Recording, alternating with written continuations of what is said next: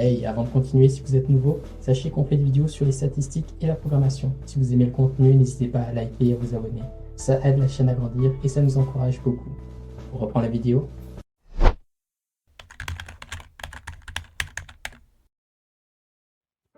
Bonjour tout le monde, j'espère que vous allez bien. Alors ici, nous allons parler de Lazy Vim. Donc pour les personnes qui ne connaissent pas, donc c'est assez nouveau et c'est assez récent. Donc ça donne en fait un Vim qui a toutes les configurations de base qu'on s'attendrait à trouver dans un éditeur de texte classique, ce qui est super cool. Donc comme vous pouvez voir, un explorateur de fichiers, LSP, autocomplétion, parce que voilà, c'est des choses qu'on voudrait avoir, parce que Vim de base est un éditeur de texte, et c'est en ajoutant des plugins qu'il devient un super éditeur de code, mais pour ça, il faut installer et configurer les plugins, et souvent les faire à la main, ça peut être assez compliqué. Mais ici, on va voir que nous avons déjà des configurations par défaut, parce que je vous fais juste une petite démo. Donc si je fais nvim, voilà, ici nous apparaissons déjà avec un menu pour Lazy Vim, donc vous pouvez voir c'est du texte. Et pourtant, donc, nous avons tout ce qui concerne affichage, animation et tout. Donc, ils ont vraiment fait du bon travail. Donc ici, nous allons commencer par les options. Donc on voit qu'on a pas mal d'options qui nous sont proposées. Donc ça peut être Find File, restaurer une session, voir les récents fichiers ouverts, etc. Donc on va s'intéresser à Find File. Donc on peut appuyer sur F ou Entrer vu qu'on est déjà dessus avec le curseur. Et donc voilà, ici, je suis déjà dans mon projet à moi. Je n'ai juste qu'à taper main.rs. Donc c'est un projet Rust.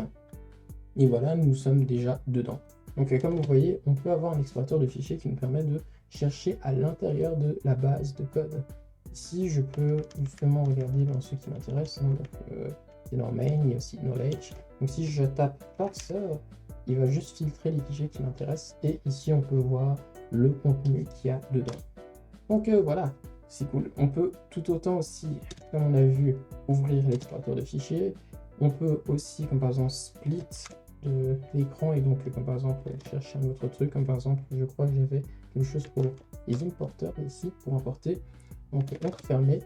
On peut voilà, faire la plupart des choses qu'on fait avec NeoVim, mais avec des plugins directement installés dedans. Donc, je dis NeoVim parce que c'est disponible que pour NeoVim, malheureusement, parce que il y a des plugins qui sont utilisés avec du Lua.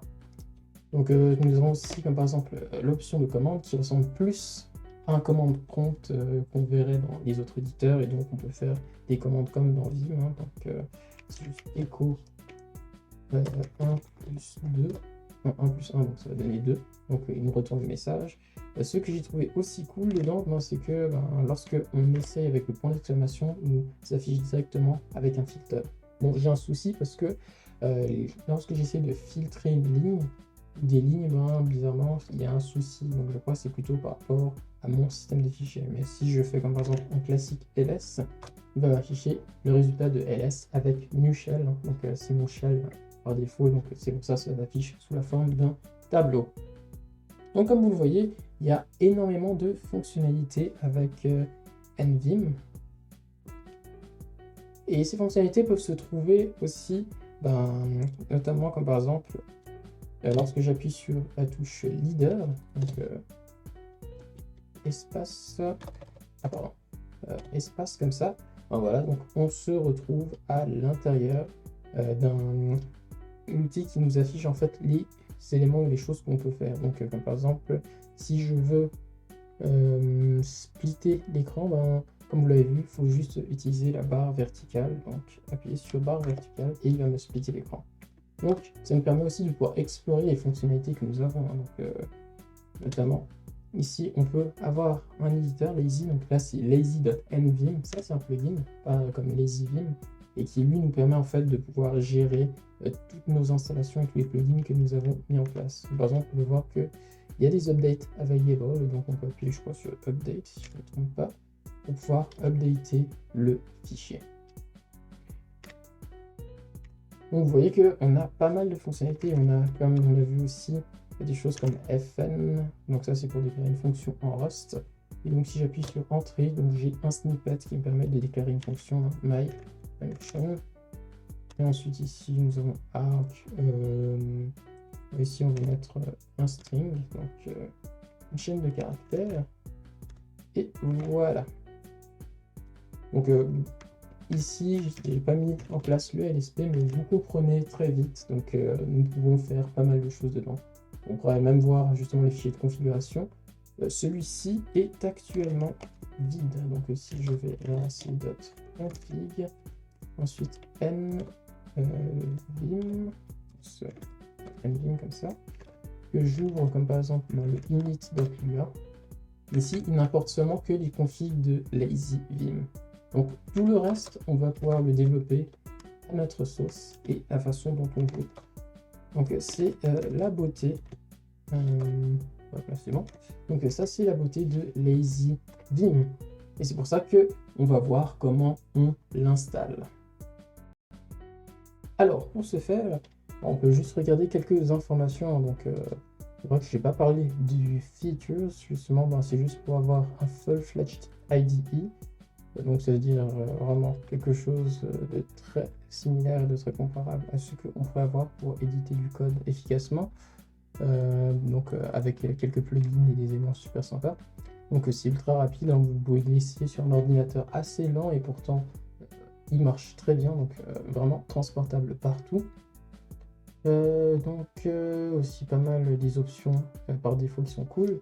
Et donc les deux seules choses dont on a vraiment besoin, c'est d'avoir NeoVim, donc c'est du 0.8, et d'avoir Git qui est du 2.19. Donc ces deux-là, c'est assez simple à avoir. Bon, NeoVim, il faudra aller dans le site officiel et Git aussi. Donc c'est vrai que j'en ai pas vraiment parlé de leur installation, mais si vous êtes intéressé, faites-le moi savoir en commentaire pour que je vous montre justement comment les installer. Et peut-être même je vais faire une série de vidéos sur Git qui pourrait vous permettre de mieux comprendre, parce que Git est assez puissant, mine de rien. Mais c'est vrai que tout ce qu'on leur présente n'est seulement que peut-être 10%. Pas plus, non pas plus de 10% en tout cas. Donc voilà. Donc ici nous avons aussi d'autres éléments qui sont un peu optionnels, hein. Donc c'est Nerdfont, LazyGit et tout ça. Donc, donc LazyVim va fonctionner très bien même sans eux, mais les avoir va nous donner des compétences assez intéressantes, comme par exemple pour LazyGit qui peut être intégré dedans. Mais c'est un super outil mis à part donc le fait d'utiliser NVim. C'est pareil aussi pour le Telescope Vim, donc on peut avoir RigGrep qui est cool, et FindFile aussi, donc EFD. Pour les terminaux, on peut en avoir différents, donc ça c'est pour avoir vraiment quelque chose qui supporte de très bonnes couleurs. Donc on pourra le voir, on l'a vu plutôt tout à l'heure, donc ça c'est cool. Et donc nous avons donc les propositions Kitty, Western, Electricity et iTerm. Là donc c'est pas vraiment une liste exhaustive, hein. Vous pouvez utiliser ce que vous voulez, comme par exemple tout à l'heure j'utilisais Genome Terminal pour faire ça, et donc ça marchait parfaitement bien. Donc c'est à voir, c'est optionnel, mais les avoir, vous allez voir que ça vous apporte pas mal de choses en termes de confort et de configuration. Voilà, donc assez parlé, on va voir l'installation. L'installation est ultra simple. Alors pour installer, nous avons en fait différents éléments. Donc on peut utiliser Linux ou Mac, donc si vous êtes sur Linux ou Mac OS, et Windows aussi, c'est possible. Donc ces commandes sont en fait presque littéralement les mêmes, que ce soit dans les deux systèmes. C'est juste qu'au début, on va demander de faire un back. Donc vous pouvez vraiment les copier et les coller dans le terminal sans problème, parce que ça a été fait pour que ça puisse marcher avec les éléments locaux. Donc voilà, ici, ça c'est pour faire des backups pour éviter que votre ancienne configuration se fasse détruire, parce que LazyVim va installer tous ces trucs. Et ensuite, après, on applique à cloner, donc c'est pour ça qu'on a besoin de Git, qui va cloner au bon endroit. Ensuite, on va enlever le Git, et ensuite, on va pouvoir commencer avec NeoVim. C'est aussi simple que ça, 4 étapes. Donc, on sauvegarde l'ancienne configuration, on met le nouveau truc, on efface le point Git parce que on n'a pas besoin, et on peut lancer NeoVim. Donc je pense qu'on va pouvoir commencer avec ça. Ici, j'ai fait exprès d'enlever l'ancienne configuration, donc là on est avec NVim, donc NeoVim c'est la version 8.3, 0.8.3. Et donc on n'a plus qu'à faire ça. Donc vu que j'ai tout supprimé, je n'ai rien du côté NeoVim, Donc je peux juste faire un git clone. Non, ça. Hop. Bon, je crois qu'il y a aussi des options pour copier comme ça. Donc, on va lancer la première commande. Git clone. Mais il n'est pas un répertoire vide. Ah, je crois savoir. Voilà. ls-l peut-être. ls all. Ouais, voilà, donc on va faire juste rm.gitignore et .neoconf.json. Donc ouais, je vais pas tout supprimer malheureusement. Donc, on recommence. On lance le git clone. Voilà, ça c'est fait. Et ensuite, on enlève ça. Tac, tac. Oups. Voilà. Donc moi, je suis un peu de vieille école. Hein. Je sélectionne les jeux alors qu'on peut tout faire comme ça. Et voilà, donc on a fait le git clone, on a fait le truc. J'ai pas eu besoin de faire le back. Et ensuite, on peut lancer NeoVim. Et voilà comment ça se passe. nvim. Et voilà, donc il est en train... Ah non, tiens, d'ailleurs même, il a gardé en fait les anciennes configs, ou bien... Dans tous les cas, vous voyez que LazyVim s'est installé.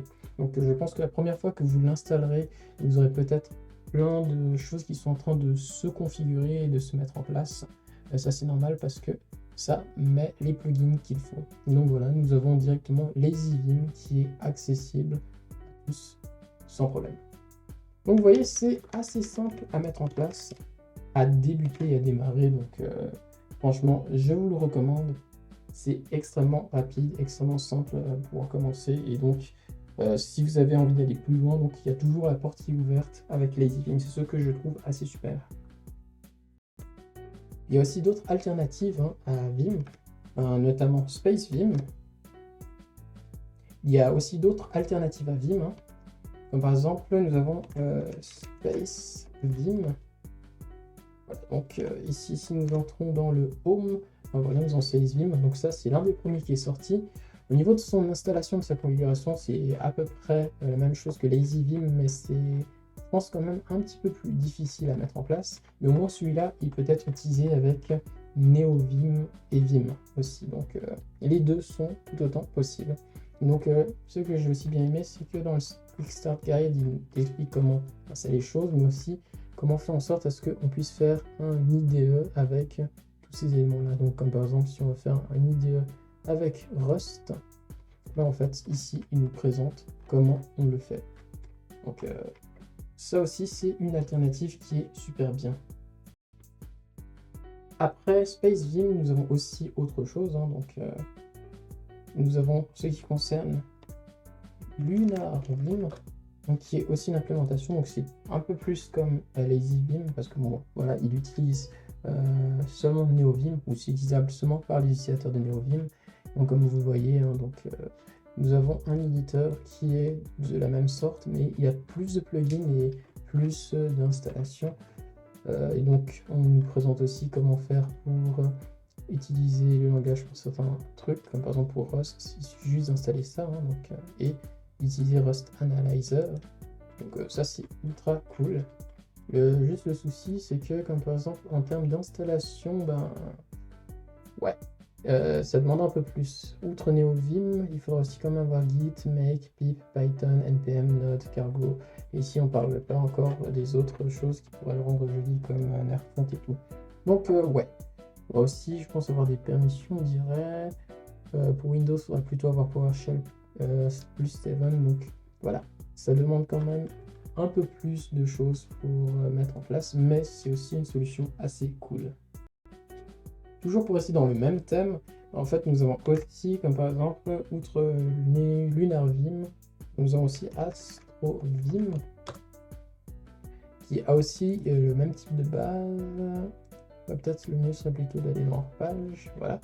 Et donc qui lui aussi propose en fait quelques fonctionnalités, donc ça aussi ça peut être testé justement. Après donc on parle aussi des requirements, ils ont aussi Nerfont, NeoVim, Tricitor aussi ça va bien, grep, Git, donc eux aussi ils ont un petit peu leur propre truc, leurs propres règles. Donc à la base c'est toujours NeoVim. À la base, ils ont aussi à peu près les mêmes types de plugins.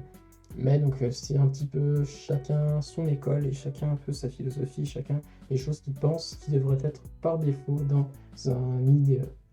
Nous avons aussi un autre, c'était... Et voilà, donc c'était NVShad, justement, donc NVShad.